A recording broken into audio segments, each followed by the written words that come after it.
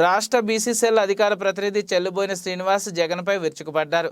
కోనసీమ జిల్లా రాజుల స్థానిక అంబేద్కర్ కమ్యూనిటీ హాల్ నందు నిర్వహించిన విలేకరుల సమావేశంలో రాష్ట్ర బీసీసీఎల్ అధికార ప్రతినిధి చెల్లుబోయిన శ్రీనివాస్ మాట్లాడుతూ నిన్న చిలకలూరుపేటలో జరిగిన వంటి ప్రజాగలం సభకు హాజరైన జనసమూహాన్ని చూసి సాక్షి పేపర్లో తప్పుడు వ్రాతలు రాయడం జరిగింది. పచ్చకామెల్లివాడికి లోకమంతా పచ్చగానే కనిపిస్తుంది. సిద్ధం సభలకు గ్రీన్ మ్యాట్లు వేసి గ్రాఫిక్ చేసి అత్యధిక జనం వచ్చారని ప్రజలకు తప్పుడు సాంకేతికాలు చూపిస్తూ ప్రజాధనం దుర్వినియోగం చేశారు. జగన్మోహన్ రెడ్డి ఒక్కసారి సీఎం చేసినందుకే ప్రజలంతా చారిత్రాత్మక తప్పిదం చేశారు. మరోసారి సీఎంను చేస్తే రాష్ట్రం అధోగతి పాలవుతుందని సాక్షాత్తు దేశ ప్రధాని నరేంద్ర మోడీ ప్రజాగలం సభలో స్వయంగా అన్నారు. ఈ రాష్ట్రాన్ని సంపూర్ణ మద్య నిషేధం చేస్తానని చెప్పి ఆ మద్యంపైనే ఆధారపడి లక్షల కోట్ల రూపాయలు సంపాదించాడు. మోడీ డిజిటల్ పేమెంట్తో డిజిటల్ ఇండియా చేస్తానని మోడీ చెప్తే జగన్మోహన్ రెడ్డి మాత్రం ఆంధ్రప్రదేశ్ మొత్తం అవినీతి చేసి క్యాష్ పేమెంట్ల రూపంలో ఇసుక మద్యం ద్వారా డబ్బు సంపాదించాడు.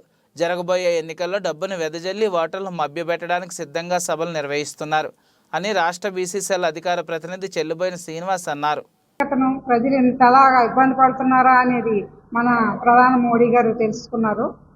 అయితే ఇక్కడ విన్ టీం చూసి బ్లూ మీడియా వాళ్ళు భయపడి పిఎం గారు స్టేజ్ ఎక్కకుండానే వాళ్ళు టీవీలో అవాకులు చవాకులు పేలడం మొదలుపెట్టారు. ఈ సభలో జనం లేరనేసి వీళ్ళు తెలుగుదేశం పార్టీ వాళ్ళు డబ్బులు పంచుతున్నారని వాళ్ళ ఇష్టం వచ్చినట్టు వాళ్ళు మాట్లాడారు. మనం ఆ విధంగా జనాలు తెచ్చుకోకుండానే మన ప్రజల్లో ఇంత వ్యతిరేకత ఉన్నదని వాళ్ళ ప్రజలకి ఎంత అవకాశం ఇచ్చినా సరే అభివృద్ధి దశలో తీసుకెళ్ళిపోకుండా మన రాష్ట్రాన్ని అభివృద్ధి లేని దిశగా నడిపించారు జగన్మోహన్ రెడ్డి గారు. అలాగే గొల్లపల్లి సూర్యారావు గారు పార్టీని అవసాన దశ నుంచి క్లిష్ట దశ నుంచి పార్టీని ఎంతో బలోపేతం చేశానన్నారు. పార్టీ ఎంత భ్రష్టు పట్టిపోయిందని చెప్తున్నారు. అది ఆయన 2014లో ఇక్కడికి వచ్చి పోటీ చేసే ముందు ఆయన 10 రోజుల్లో మేము శాసనసభ్యునిగా గెలిపించాం. అయితే 2014లో తెలియదా ఆయనకి పార్టీ భ్రష్టు పట్టిపోయిందని, పార్టీ అవసాన దశలో ఉందని తెలియదా? అప్పుడు వచ్చి నెగ్గి శాసనసభ్యునిగా 5 సంవత్సరాలు పనిచేసి తర్వాత మా అధినాయకుడు గ్రాంట్లు ఇచ్చి తనకి ప్రజా ఆమోదం తెలపడానికి ఎన్నో అభివృద్ధి పనులు చేయడానికి ఎంతో అవకాశం ఇచ్చి మా నాయకుడు ఎంతో తీసుకొస్తే దాన్ని ఆయన తనకి ఇష్టం వచ్చినట్టు విధంగా సంపాదించుకొని అభివృద్ధి పదంలో తీసుకెళ్ళి జగన్మోహన్ రెడ్డి పాతాళంలోకి వెళ్తున్నారని కూడా నిన్న సభను బట్టి మనందరికి అర్థమైంది. ప్రజలారా అందరూ కూడా ఒకటి గ్రహించాలి. ఈ 3 పార్టీ కూటమిలో మనకి రాబోయే రోజుల్లో మంచి రోజు ఉంటుంది. అలాగే మనము ఒక అమరావతిని అంటే రాజధాని లేని రాష్ట్రంలాగా ఈ 5 సంవత్సరాలు జగన్మోహన్ రెడ్డి చేశారు కాబట్టి రాజధాని నిర్మించుకునే అవకాశం, అలాగే పోలవరం ప్రాజెక్టు మనకు తెలుసు గత ప్రభుత్వంలో చంద్రబాబు నాయుడు గారు ఎంత బాగా వర్కులు చేశారు. 75% వర్కులైన విధానాన్ని మనం అందరం చూసాం. కానీ ఈ ప్రభుత్వం వచ్చిన తర్వాత 25% పూర్తి చేసి మనకు 100% వర్క్ పూర్తి చేయలేకపోయారు. దాన్ని బట్టి ఇప్పుడు మనకి కేంద్ర ప్రభుత్వం కూడా అండగా ఉంది కాబట్టి 3 ప్రభుత్వాల కూటమిలో మనకు కావలసిన అమరావతి అంటే మన రాజధానిని, అలాగే పోలవరం ప్రాజెక్టుని పూర్తి చేసుకుని, అలాగే మన రాష్ట్రానికి వనరులు తెచ్చుకుని మన సాఫ్ట్వేర్ ఉద్యోగులు నిరుద్యోగులు అందరికీ ఉద్యోగాలు, అలాగే పేదవాళ్ళని ధనవంతులుగా చేసే ప్రతి విధానాన్ని కూడా మనం ముందుకు తీసుకెళ్ళటానికి ఇదొక అవకాశమని ప్రజలందరికీ తెలియజేస్తూ, అలాగే జగన్మోహన్ రెడ్డి ఖబర్దార్ జగన్మోహన్ రెడ్డి నిన్నటి సభతోటి నీకు పతనం స్టార్ట్ అయ్యింది. ఇంతవరకు కొన్ని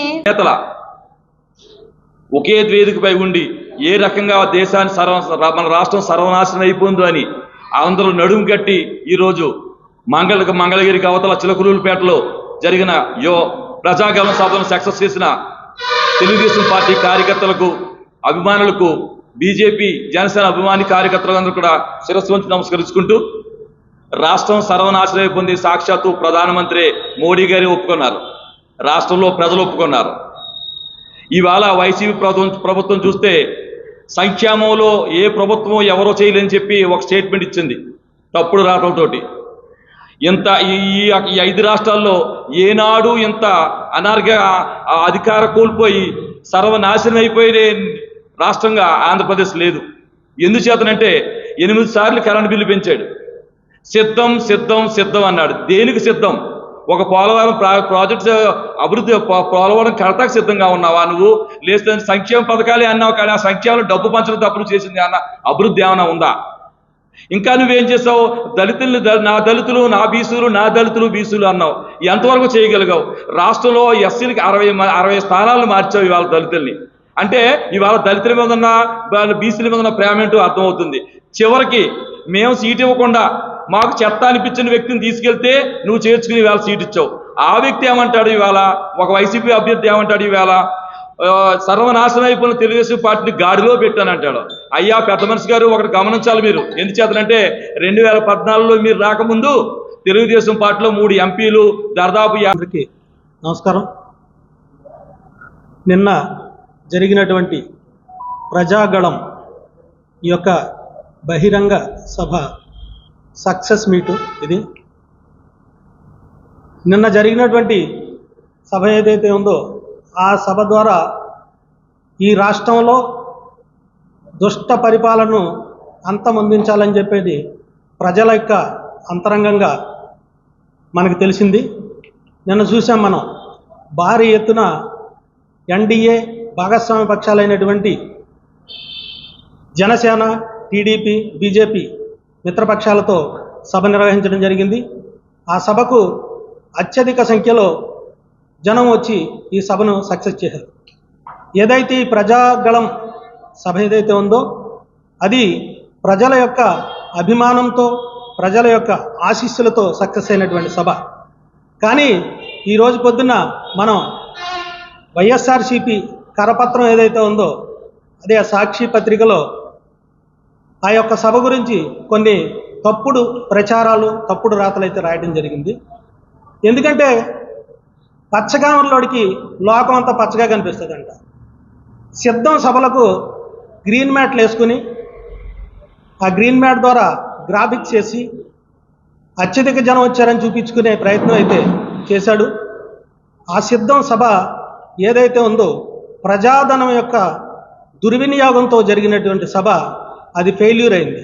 కానీ ప్రజల యొక్క ఆశీస్సులతో జరిగినటువంటి ఈ మా ప్రజాగళం సభ సక్సెస్ అయింది. మనం దాంట్లో చూసాం, మోదీ గారు మాట్లాడుతూ ఈ రాష్ట్రంలో జగన్మోహన్ రెడ్డిని ఒక్కసారి సీఎం చేసినందుకు మీరు చారిత్రకమైనటువంటి తప్పిదం చేశారు. ఇంకొకసారి జగన్మోహన్ రెడ్డిని కానీ సీఎం చేస్తే ఈ రాష్ట్రం మరింత దుర్గతి పాలవుతుందని చెప్పడం జరిగింది. అదేవిధంగా ఈ రాష్ట్రంలో ఉన్నటువంటి ఆయన మంత్రివర్గ సహచరులందరూ కూడా అవినీతి ఊబిలో కూరుకుపోయినటువంటి పరిస్థితి మనం ఈ రాష్ట్రంలో చూసాం. అలాగే బూమ్ బూమ్ బీరులతోనో లేదంటే బిర్యానీ ప్యాకెట్లతోనో ఇతని యొక్క సారా బ్రాండ్లు ఏవైతే ఉన్నాయో స్పెషల్ స్టేటస్ కానీ 3 క్యాపిటల్స్ కానీ అవి ఇచ్చి రప్పించుకున్న జనం అయితే మా జనం కాదు. సిద్ధం సభలకు బస్సుల్లో అతను పంచిపెట్టిన తీరు మనం అందరం చూసాం. ఈ రాష్ట్రాన్ని సంపూర్ణ మద్య నిషేధం చేస్తానని చెప్పినటువంటి జగన్మోహన్ రెడ్డి ఆ మద్యంపైనే ఆధారపడి లక్షల కోట్ల అవినీతిని చేసినటువంటి పరిస్థితి రాష్ట్రంలో ఉంది. అదేవిధంగా పవన్ కళ్యాణ్ గారు చెప్పినట్లు 40,000 కోట్ల రూపాయలు ఈరోజు అవినీతి ఇసుక ఏదైతే ఉందో ఇసుకను అమ్మి అవినీతి పాలు చేస్తున్నటువంటి పరిస్థితి. అలాగే మోదీ గారు డిజిటల్ పేమెంట్స్ అంటే క్యాష్లెస్ పేమెంట్స్తో డిజిటల్ ఇండియాని చేస్తానని చెప్పి ఆయన ప్రకటిస్తే ఆంధ్రప్రదేశ్ మొత్తం అవినీతిమయం చేసి క్యాష్ పేమెంట్ల రూపంలో ఇతను ఏదైతే మద్యం ద్వారా కానీ అలాగే ఇసుక ద్వారా కానీ అవినీతి చేసిన డబ్బుని వరదలై పారించడానికి ఎలక్షన్లో విపరీతమైనటువంటి డబ్బుతో అన్యాయంగా అక్రమంగా ఓట్లు కొనడానికి అయితే ఇప్పుడు సిద్ధమై ఉన్నాడని చెప్పి సిద్ధం సభలు ఏర్పాటు చేసుకుని చెప్పడం జరుగుతుంది. కాబట్టి ఈ రాష్ట్రంలో అతనిని కానీ వైఎస్ఆర్సీపీని కానీ కాంగ్రెస్ పార్టీని కానీ ఇద్దరూ కూడా ఒకే బొందులో దారాలే. కాబట్టి వాళ్ళిద్దరినీ కూడా రేపొద్దున తల్లి కాంగ్రెస్ పిల్ల కాంగ్రెస్ మాదిరి వీళ్ళని మనం ఇంకొకసారి మోసం చేయడానికి ఈ రాష్ట్రం మీద పడ్డారు. కాబట్టి ప్రజలందరూ ఆలోచించుకోండి. రేపొద్దున్న ఇదే పరిస్థితి, ఇదే గవర్నమెంట్ మళ్ళీ కానీ మనం తెచ్చుకున్నట్లయితే పక్క రాష్ట్రాలకు పారిపోయేటువంటి పరిస్థితులు అయితే మన అందరికీ వస్తాయి. కాబట్టి ఆలోచించి భవిష్యత్తులో ఇతని యొక్క పరిపాలనకు ఇక్కడితోనే చరమగీతం పాడే విధంగా మీరందరూ ప్రయత్నం చేయాలని చెప్పి జనసేన, బీజేపీ కార్యకర్తలు, అలాగే తెలుగుదేశం పార్టీ కార్యకర్తలు అందరూ కలిసి ఈ యొక్క కూటమి విజయానికి నాంది పలకాలని చెప్పి ఈ రోజు నుంచి ప్రతి ఒక్కరూ కూడా